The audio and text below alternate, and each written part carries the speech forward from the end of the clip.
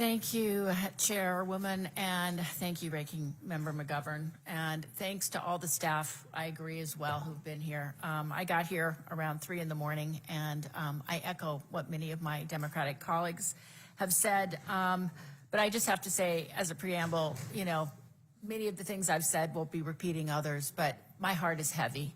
As a freshman member from Maryland, but grew up in this great state of Idaho, and have lived here for 30 years. I've never seen anything like this in Washington.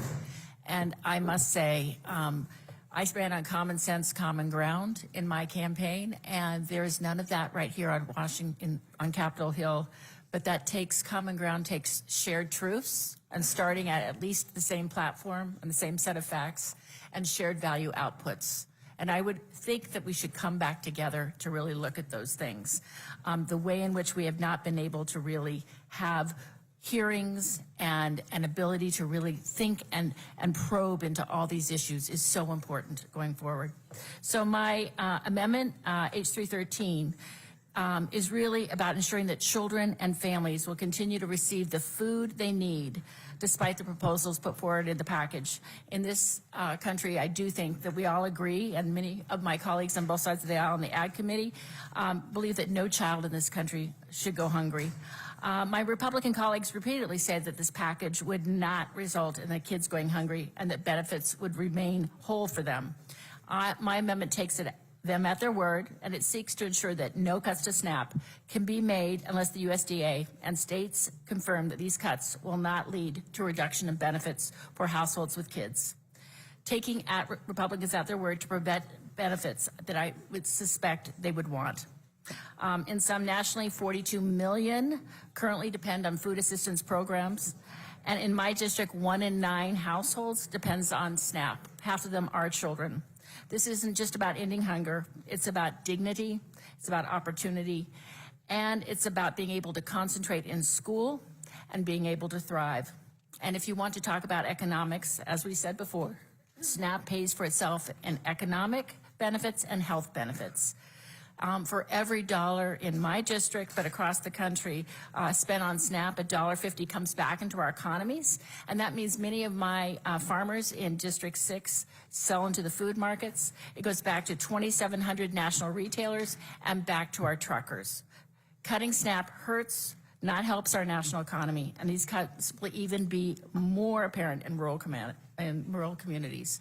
And by the way, in rural communities, there is going to be a tsunami of issues that is going to impact them, not just with SNAP, but with Medicaid and all these core funding cuts, and it's going to hit our states as well. So let me just put another thing in it, and maybe it's the lawyer in me, but I dispute the GOP constant messaging that this is about financial discipline and tackling the deficit. None of these cuts to SNAP or to Medicaid or social net programs result in this objective. The numbers do not add up, because we all know that it is widely acknowledged that this current proposal is projected to increase the budget by nearly $3 trillion through 2034 by locking in tax cuts and spending increases that outweigh reductions in Medicaid and SNAP funding. So let me put a finer point on this. It will strip $18 billion in benefits from households with children. It will harm 1 in 5 kids who rely on SNAP, and it lowers the age by which a child is considered dependent from 18 to 7. No one I know would argue that an 8 or a 10 or a 12-year-old is not dependent on their parents for food, housing, or care. And the authors of this bill have exempted families within this new definition of dependent only if they are married or living in the same household. But what about single or unmarried parents who are doing their best? This bill leaves them behind. Last, the bill prevents future increases to the Thrifty Food Plan. $37 billion will be cut from food assistance for the next decade, and that includes slashing $1 billion from summer EBT, which is a lifeline for millions of kids as they head into summer. I repeat, children will be hungrier over the summer. So it's about feeding our kids and about their future and our country's future. If you'll also allow me, Chairwoman Fox, I do not serve on the Energy and Commerce Committee, but I spent the bulk of my life as a child advocate at Common Sense Media.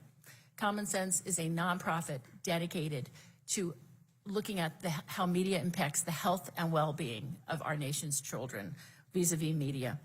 And the reports that came today about Sykes' bill, H215, is really important because we have to stand ahead of making sure that AI and the most recent proposals that it would block states from regulating it is really, really important not to. 140 organizations have already stood up against it. And I would also say for our nation's kids, we need to look at that. In closing, thank you. I yield.